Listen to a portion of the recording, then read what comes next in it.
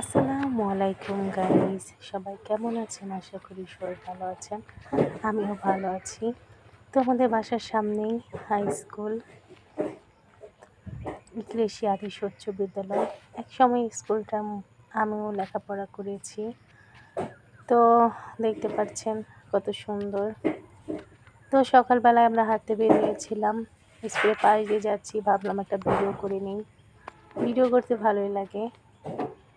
তো হাঁটতে হাঁটতে অনেক দূর চলে আসছি।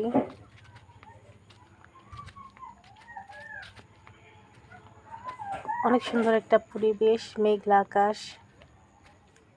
তো সবাই আমার চ্যানেলটা সাবস্ক্রাইব করবেন। তো সবাই ভালো থাকবেন। আল্লাহ হাফেজ।